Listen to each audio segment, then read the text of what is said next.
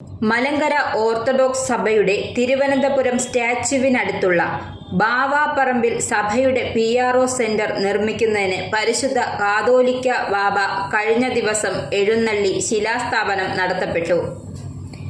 ഏകദേശം 400-ൽ പരം ആളുകൾ പങ്കെടുക്കുകയും വിജയപ്രദമാക്കുകയും ചെയ്തു.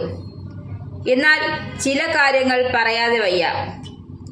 മലങ്കര സഭ തിരുവനന്തപുരം ഭദ്രാസനത്തിന് ഒരു ഭദ്രാസന സെക്രട്ടറി ഇല്ലേ? വൈദികന്റെ ശമ്പളത്തിന് പുറമെ സ്വയം എഴുതിയെടുക്കുന്ന 15,000 രൂപ മാസം ശമ്പളം വാങ്ങുന്ന തിരുവനന്തപുരം സിറ്റിയിൽ താമസിക്കുന്ന സെക്രട്ടറി കണി കാണാൻ കൊള്ളാത്ത കണിയാന്ത്ര എവിടെ പോയി? 7 വൈദികർക്ക് കോർ എപ്പിസ്കോപ്പ സ്ഥാനം കൊടുത്തിരുന്നു. നിർഭാഗ്യവശാൽ Karukayil core എപ്പിസ്കോപ്പായും Sam Kanjikkal core എപ്പിസ്കോപ്പായും എന്നീ 2 പേരെ മാത്രമേ കാണാൻ സാധിച്ചുള്ളൂ. ബാക്കിയുള്ള മഹാരഥന്മാർ എവിടെ പോയി? കൊട്ടാരക്കര ഭദ്രാസന സെക്രട്ടറിയും തിരുവനന്തപുരത്തെ മിക്ക വൈദികരും പങ്കെടുത്തിരുന്നു.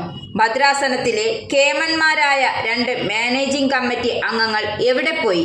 ഈ സിറ്റിയിൽ തന്നെയുള്ള ഒട്ടുകറ മോഷ്ടാവായ വൈദികനും കച്ചവട പ്രമാണിയും എന്നീ 2 മാനേജിംഗ് കമ്മിറ്റി അംഗങ്ങൾക്ക് വയറിളക്കമായിരുന്നു.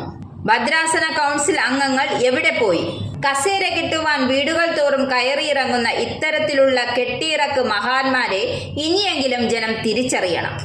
പാളയം പള്ളിയിലെ തിരഞ്ഞെടുക്കപ്പെട്ടു എന്നു പറയുന്ന സഭയുടെ അംഗീകാരം ലഭിക്കാത്ത ചില പെണ്ണുങ്ങളെ വളയ്ക്കാൻ നടക്കുന്ന പള്ളി ഭരണസമിതി അംഗങ്ങളും അവരുടെ ഭാര്യമാരും മൊത്തം 32 പേര് ചേർന്ന് നടത്തിയ പൊറോട്ടു നാടകം വിശ്വാസികളുടെ കണ്ണു തുറപ്പിച്ചു. 2-3 കൊല്ലമായി പള്ളിയുടെ കണക്ക് അവതരിപ്പിക്കാതെ 2024-25 ബഡ്ജറ്റ് പോലും അവതരിപ്പിക്കാതെ ഭണ്ഡാരത്തിലെ പണവും ഒരു കണക്കുമില്ലാതെ യഥേഷ്ടം ചെലവഴിക്കുന്ന ഗുണ്ടായിസം അംഗീകരിക്കാൻ വിശ്വാസികൾക്ക് കഴിയില്ല. അതിനാൽ എത്രയും വേഗം സഭാ നേതൃത്വം ഇതിനൊരു പരിഹാരമുണ്ടാക്കണം.